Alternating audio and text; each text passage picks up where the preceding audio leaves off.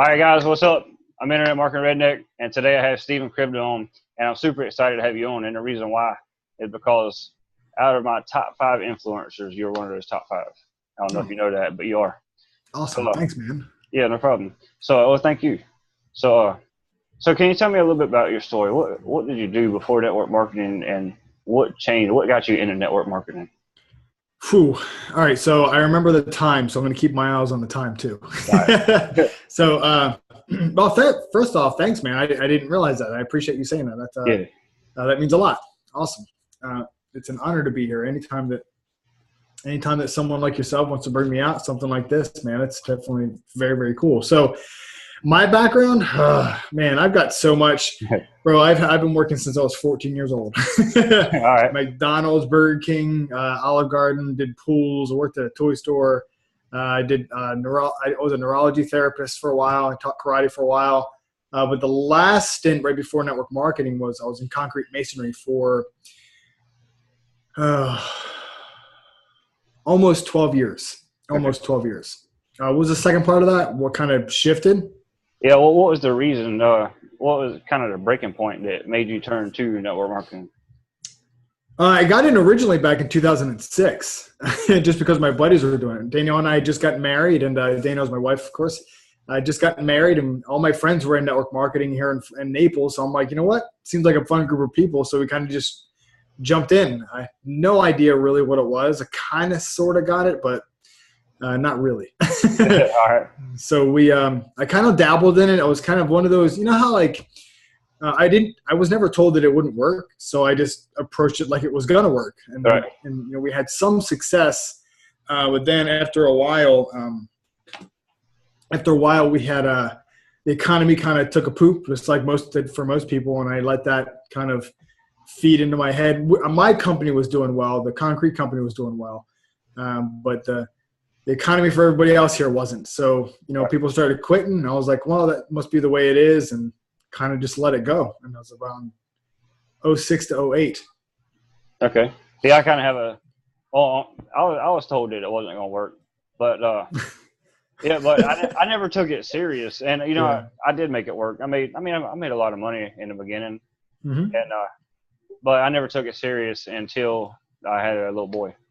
And right on. He's 3 years old now, and at the time, it was just kind of like, look what I can do. I can make $1,500 in a weekend, but there was really no reason for it. So I mean, yeah. I would do it, and then I would not do it, and then, you know, just if I wanted to go on a trip, I'd make some money. If I didn't, I just wouldn't do it.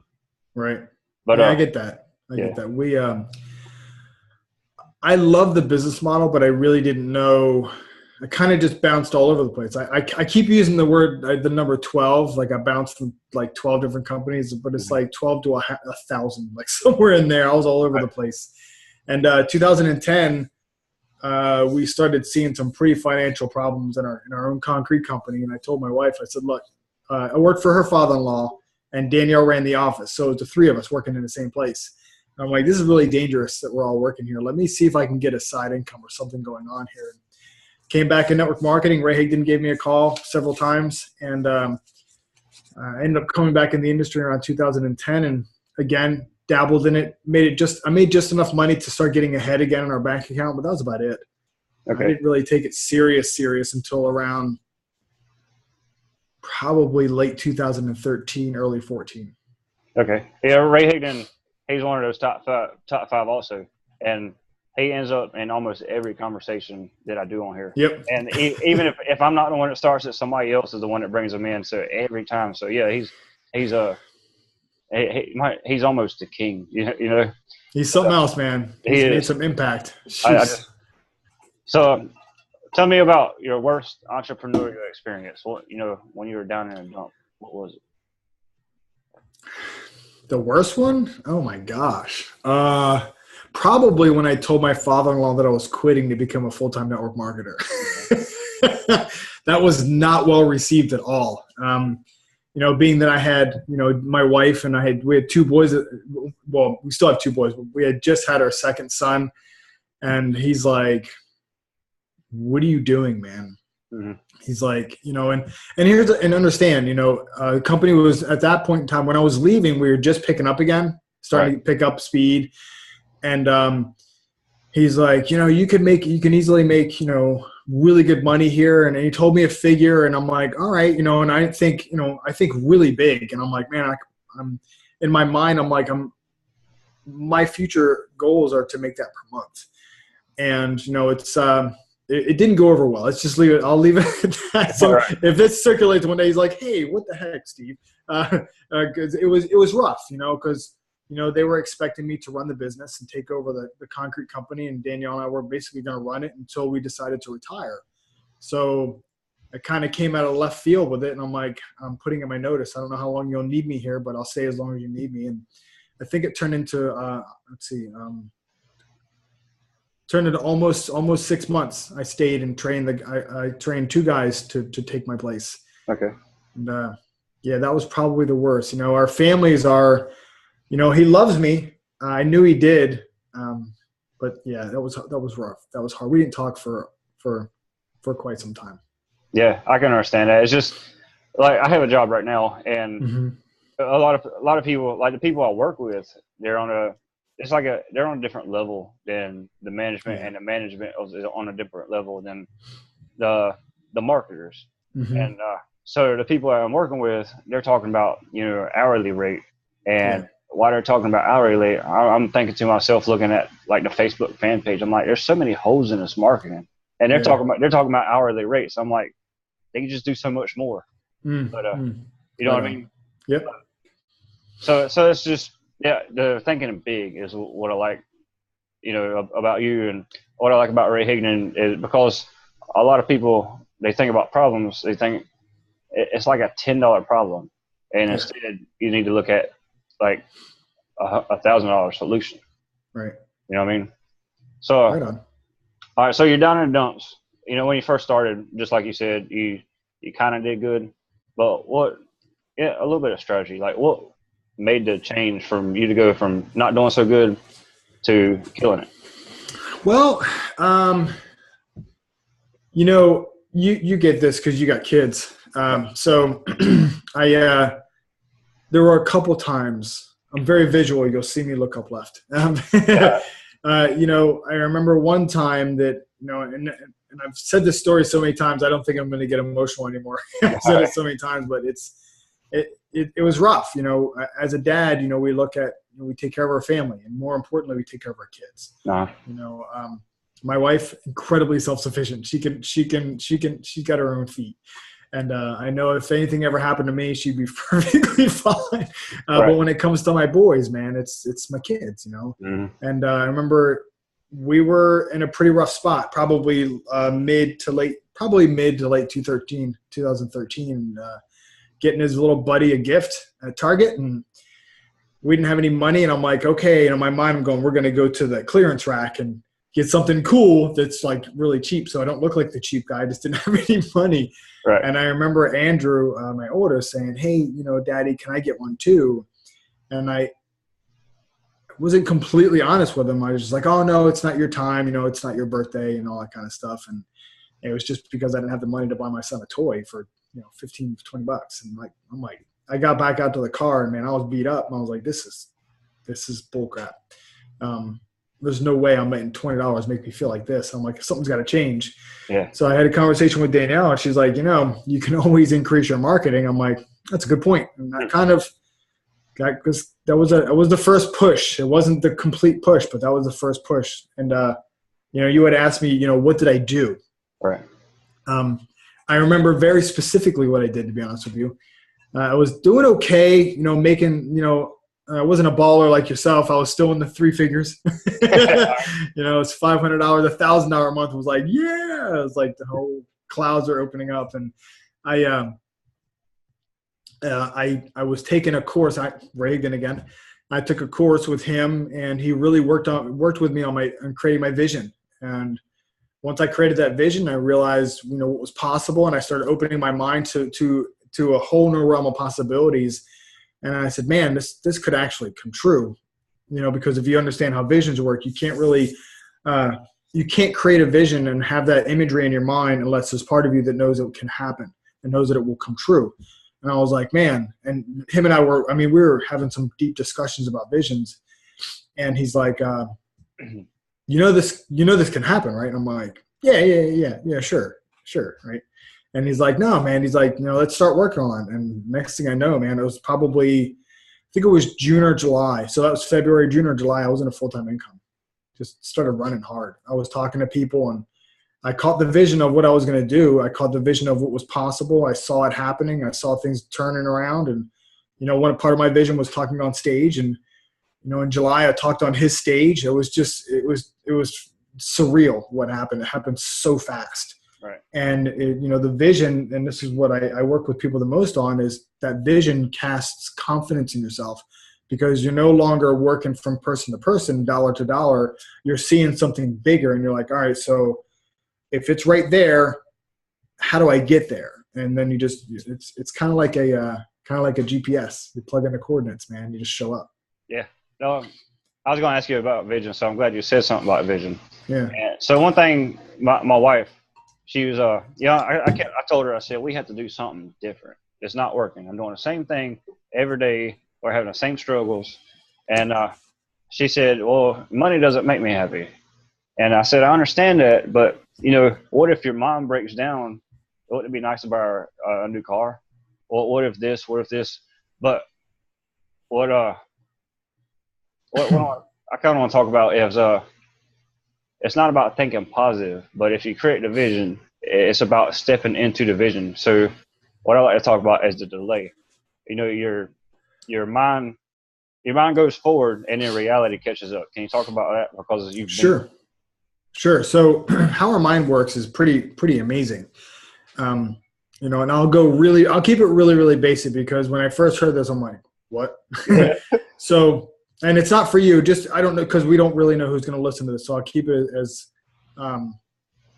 basic as I possibly can. So basically, this part's the easy part. So our brain sees an image or a movie. Okay. Like we see like right now I'm looking at you. Okay. Mm-hmm. So that's an image to me. So this automatically sparks a memory, and it sparks a feeling, it sparks an emotion. We have a physical and a chemical change. Our body starts emitting different hormones. Okay. So it could be cortisol, it could be testosterone, could be adrenaline, it could be all kinds of fun stuff. And some people sweat. That's why you see people perspire. Right. Some people get cold, they get cold fingers. So what that does is that body feeling, that's why we get feelings, emits, our body creates feelings, which sends our mind shoots down and says, what's going on? And it shoots up these feelings, and our body creates an emotion. So that emotion is what puts the story to the image, right? Okay. So you got me so far, right? Yeah, perfect. Cool. Okay, so here's the neat thing. As you are creating a vision, so say you're sitting there, what's your wife's first name? Bridget. Okay, so say you're hanging out with Bridget, and like your dream is to live, say on the, I don't know, say the panhandle of Florida, right? Because they got really good fishing there, right? All right. So you're living right on the beach, and you can kind of see it. You're sitting on the deck chair. You can see your boat sitting out about 30 feet out from the beach, and you're like, I think I'm gonna go fishing today. And she's like, okay, cool. I'm gonna hang out and read a book and get a tan. And like you really close your eyes and you really see it happening. You feel it happen. All of a sudden, you get this overwhelming feeling of emotion, right? Okay. What you did was you implanted a memory. Okay. Even though it hasn't happened yet, you implanted a memory, because our mind doesn't know how to differentiate between a past memory or a forward memory. It just knows a memory. All right. Does that make sense? So yeah. If your mind has a memory, all of a sudden it becomes real, because we don't differentiate the difference. So if our mind thinks it's real and we focus on it every single morning, your body gets that heightened vibration, so to speak, a heightened awareness of what's possible. You automatically start moving forward in a different, I don't want to say atmosphere. That's so weird. This isn't weird stuff, but your mind starts moving in the direction because it gets pulled that way. Your mind creates a different energy to go toward it. Mm-hmm. And I want to tell you a story real quick. I don't know how we're doing on time. Sure. But anybody that's watching this, I could get super deep into this stuff. Like mindset is what I care about. Like if you get the mindset down, the strategy almost don't even matter. Yep. But all right. So a couple years ago, I went to live a dream, And there's a guy named Ryan Angelo. You ever heard of him? Who? Ryan Angelo. Oh yeah, yep. Blonde hair guy. Yep. Well, he does a lot of NLP stuff, and he kind of hypnotized me and said create this vision. So he went deep too. So I created this vision, and basically I was walking out from a beach house, and in this out of this glass house, there's a pool on my right side. I walked past a little boy, didn't have a kid yet, but I didn't have a wife yet. I had a fiance. Walked past a little boy eating cereal, and I walked past my wife. I went and jumped in the water, and that's kind of the end of the vision. I got a little boy, loves cereal. I got a wife now, the same wife. And a couple of days ago, I was at work in Landfall where Cesar Rodriguez lives. Right on. I went to this house. I had to work on a fire pit. It was this house that I dreamed of. I had to walk by the pool, which was on the right side, and beyond the pool is the water. Wow. And so it didn't happen that I lived there, but the exact vision did happen. Right on, man. But so I wasn't specific enough. Right. So anybody watching this, if you didn't understand what Steven was just saying about energy and stuff, and it might sound woo-woo, but your subconscious doesn't understand between what's false and what's real. So if you create an image, your subconscious thinks it's real. It's kind of like when you have a nightmare and you have to convince yourself that it wasn't real. Your mind didn't know the difference until you told it. Yep. Okay, so how are we doing on time? Where are we at now? About 15 minutes in, I believe. Okay, cool. So, all right, actually, we're kind of far into, I thought we were about 25 minutes in. No, we're doing good, man. All right, so what would you recommend to anybody that's brand new? To network marketing, owning your own business. Yeah. Find somebody that is where you want to be. Okay. And latch onto them. Find a coach, find a mentor, find somebody like Cody, and talk to them. Have a conversation with them. One of the things that I did in the beginning, because I was so ego and pride driven, is that I'm like, I can do this, man. This is easy. I can do this all on my own. Every job I've ever had, I've always excelled, and I've always run my department or run the business or whatever. And I'm like, I got this. Yeah, not so much, man. I call network marketing the truth-telling industry. Okay. You really find out what you're made of, and this is why there's such a casualty rate, because people can't handle seeing the truth about themselves. Yeah. So find somebody that you resonate with, not just that they have what you want, because I don't resonate with all the leaders, that's for sure. But there's certain people that are kind of like me, just on a different, they've already kind of, they're ahead of me so far. So I'm kind of I'm leading up and following them. Find out what they did, talk to them, do things like this, what Cody's doing, interview people that are, that are doing what you want to do, or just get on the phone and say, man, would you give me 5 minutes of your time, please? And just 5 minutes. I mean, I've had conversations with people, actually in the last 6 months that, man, a 10, 15-minute conversation. In fact, my whiteboard is so full, I literally have no room left because it's so much good stuff on there. I can't erase any of it, because every time I have a conversation, I just grab my marker and I just start writing on it. And it's nuts. So find somebody. They say first thing you should make a list. I totally get that. Mm-hmm. But talk to somebody that's already doing what you're doing and that's done what you've done that you want to do. Yeah, I kind of want to point on that too. As you have your naysayers. Mm-hmm. And I'm not going to use any specific person, but let's say you have a $100,000 earner per year, mm-hmm. who's kind of mentoring you, and then you have your Uncle Bob. Uncle Bob says, "Man, that stuff don't work. You can't do it." But Uncle Bob's making $30,000 a year, so Uncle Bob can only get you to $30,000 a year because that's all he knows.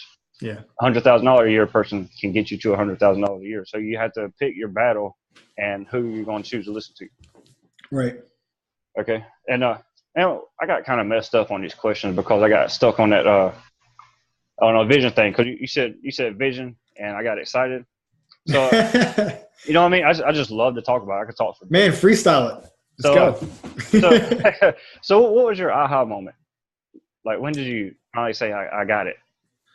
It was funny that you say that, because when I went to, it was 2014. Yeah, 2014. And it was when I realized what was possible. We talk a lot about, I like for it to work, right? Yeah. And I like it comes back to the vision again. And I said, I see myself I'm going to be on stage. I'm going to be on stage in front of thousands of people and blah, blah, blah. And what was cool was Ray Higdon put out a contest, and he says, if you can do this, spots 1, 2, and 3 earn a spot on my stage. And I'm like, I'm doing that. And I just made the decision that's what I was going to do. And I ended up making it up on stage, and I got a lot of I got some good, decent compliments from some people that I admired a lot. And they were like, I did a really good job. And all of a sudden I'm like, you know what?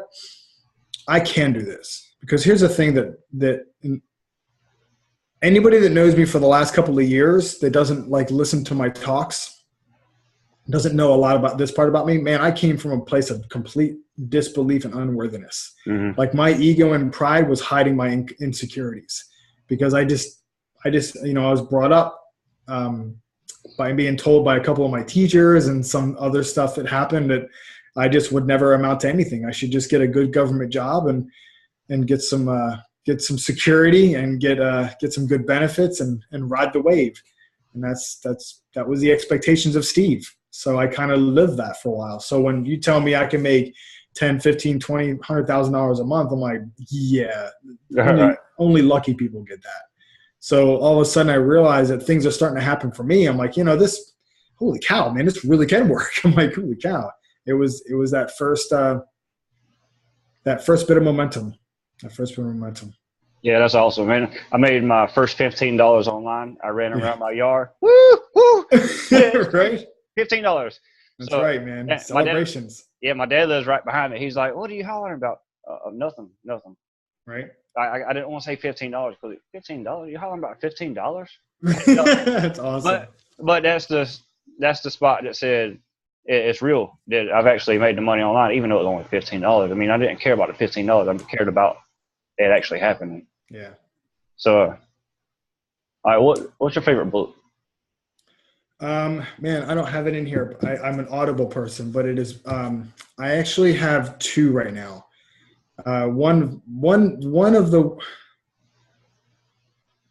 Sorry, Norbert keeps messaging me. I don't know how to get rid of these messages. Okay. He keeps giving me people. We just opened up our mentorship program, so apparently I got some clients now. So anyways, I apologize, man. Every time I see his face pop up, I'm like, oh. Hey, I love it, man. Stuff happens. People think everything's perfect. Stuff happens. No. And that's what's cool is life is nuts. And it's good to be nuts, because if it was boring, it would suck. Yeah. I was doing an interview last week. Somebody knocked on my door, wants some firewood. I'm like, just go get it. Hurry up. Right. That's fantastic. Well, I'm sorry, man. Your question was? What's your favorite book? My favorite book, Breaking the Habit of Being Yourself by Dr. Joe Dispenza. I got that book sitting on my counter right now. Man, I am listening to the second time. I bought it for my wife, and I just literally bought it for my brother for his birthday. That book is just nuts. And Grant Cardone 10X.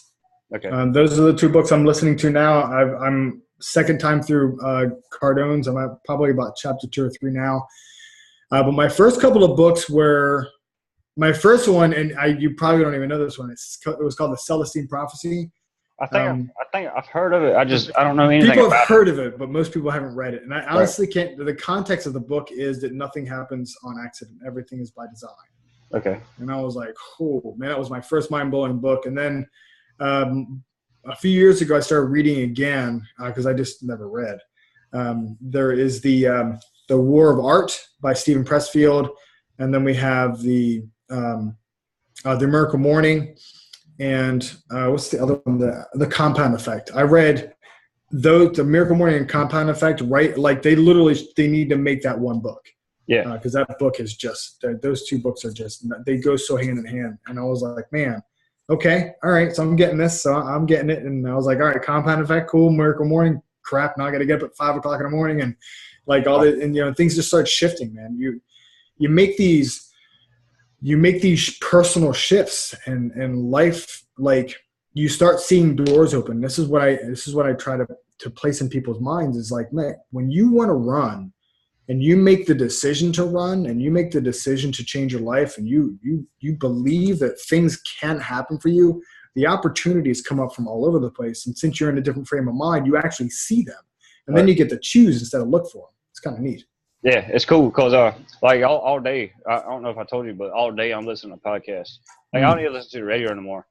And right on. Like right now I have a job like I don't even do nothing really. Like I do like in 9 hours I do like 2 hours worth of work. So I'm watching videos, I'm listening to podcasts, but the whole point is full immersion.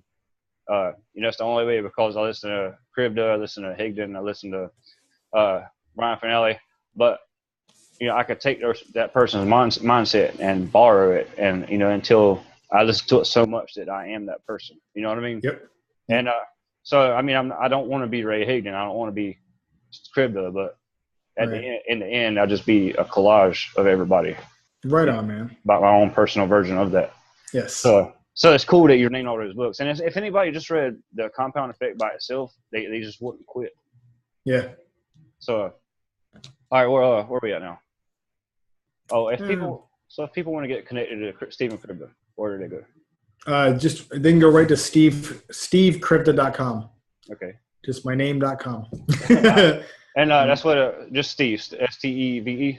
Yep, STEVKRIVDA.com. All right, cool.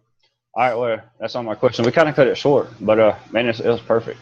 That's all right. So I was thinking about something as you're talking, and something popped into my mind. I'm trying to remember what it was. Boom, I remember what it was. All right. So I'm heavy into mindset. I don't think strategies matter. I don't think any of that stuff matters. I think that it's all here. Everything is here. If you want it to work, it's just here. Just like Cody was saying, he listens to podcasts constantly. And my biggest thing about network marketing, like I said, it's a truth teller. And the reason why most people quit is because they're shown that they probably made it where they were playing at around, I would stretch hard and say 60% of their potential. Right. And network marketing takes 100% of you.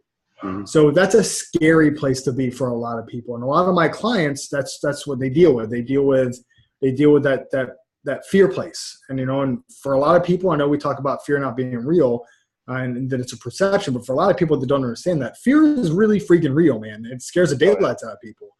I've had people, and I've gone through this myself. I've completely lost my identity. Like I just didn't know who I'm like, who the hell is Steve Krivda? I don't even know who I am anymore. This is a few years back. And, because I have clients straight across the board from network marketers to people like because I'm certified with John Maxwell. So I kind of train on a really different level with people and really bring the inner self out. So when I talk to them, I'm like, well, how do you describe yourself? And, a lot of people can't do it. They can't figure out how to describe who they are. And I'm like, all right, so I get that. Right. So if you were, and I asked, how would people describe you? And they're like, well, and I'm like, all right. So then I give them different exercises to figure out who they are, and one of them, if you want me to give it to your audience, I'll give it to them. It's a mind-blowing experience. And it sounds ridiculously silly and stupid, but man, it can change your whole entire life. I'll give it to you if you want it. Yeah, let's do it. This is a Krivda specific. So right. I gotta say that. So I was having, how you have the days, like those days were just like, what on earth am I even doing anymore? Right. Like those days, right? This is a while back. And I was listening to something. I don't remember what it was. And it was one of those, I just took the headphones out of me. I'm like, this is crap. Like, I was just so frustrated. Like, I was like, this isn't working. I was so mad.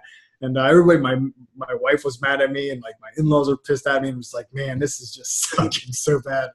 And I remember walking past the mirror one day, and I looked at myself, and I'm like, fronting at myself. I'm like, what are you looking at? Right. And I was like, who do you think you are? And like, I'm literally having this crazy person dialogue with myself. And I was like, well, who are you? And then I couldn't answer the question. And I was like, whoa. I'm like, well, who am I? I'm like, who are you? And so I have clients that can't even look at themselves in the eye when they look in the mirror because they're for whatever reason. And I had become a really weird combination of a whole bunch of people that I knew, but it wasn't me. So I stood there for a while and I had to answer that question. I won't tell you what I said that way, because if anybody watching this, I don't want to steer you in any direction. Okay. But it's a very powerful exercise. And if you take it serious, what you do is you go in your bathroom, because the bathroom's usually it's the one place in the house where you're left alone. Right. So you get I'm about 2 feet away from my camera right now. You get about 18 inches to 24 inches away from the mirror. You lean in and you look yourself dead in the eye and you say, who am I? And whatever non-fluffy, bullcrap answer that we try to answer, leave all that to the side and just be completely authentic and just start writing this stuff down. And all of a sudden you'll look at it and you're like, wow, okay, this is a good place to start. Mm-hmm. Because most of us, I know we're actually right at the 30-minute mark, so I'll be quick here. Okay. So most of us, we end up living in the past. We let the past dictate what our future is. And, we were just talking about this, and you stated this so eloquently about, our mind not understanding where the memory is, where it comes from, future or past. Well, when circumstances, situations, or instances happen in our lives, we put a story on it immediately. Whether, our dad calls us a bad word, or he tells us to man up and stop crying, stop being a baby, or all that kind of stuff. We take that as an insult. And we harbor it against harbor it against our dad. And I'm just using just a crazy example. And we harbor that. And, we get this, we all have these rackets. A racket is something that kind of, it's the craziness. Racket is the talker. And, we develop these different things, and like that develops typically for people. I'll show you, what kind of a person I am. So you become a prove it person. So that story, what I just told you, is a version of what happened. Now your dad, or not your dad, but a dad's story of that is like, no, man, I just wanted you to be tougher than I was when I was a kid. So there's two complete versions of the story. So there's the fact, and then there's what is that happened, then there's a story that we put on it. And everybody that sees it will see a different story. So here's the reality of the situation. Since our past is all a bunch of stories that we made up from what we saw only from one point of view,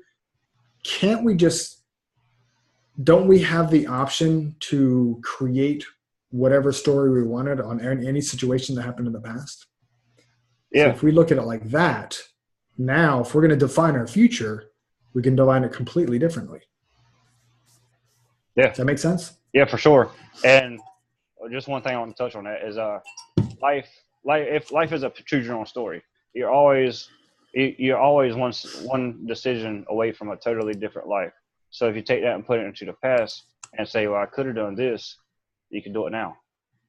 You know what I mean? Right. And there's two versions of everybody. There's a version that we see. There's the guy that the mailman, he does this for his family, he does that. And then there's the person that when you look in the mirror who you want to be, I talked about this on another interview, but there's a person, you think to yourself, I'm a badass surfer. I'm a weightlifting. I'm really good at weightlifting. I'm really strong. I'm this, I'm that. There's a person that you see in the mirror that you think you are. There's two different versions, your version and their version. If you take your version, people are just scared to put their version out into the world, and because they're scared of what people are going to say about it. Cool. Right on, man. That makes sense. Yeah, totally makes sense. What happens is we get so mixed up that we put a mask on. Right. And once the mask goes on, it's pretty much game over. Then you gotta redefine yourself. Then the outside world is what creates the inside. Yep. It's really kind of nutty, man. But if you take your version that you want to be, your inside world is what creates the outside. All right, man. Yep. This was awesome. I love it. Awesome, brother. I sure do appreciate it. I appreciate you coming on. Oh, man, this has been an honor. We had a good time. This is fun. I'll definitely keep in touch with you. All right, guys. SteveKrivda.com. That's how you get it with Steven. Right on.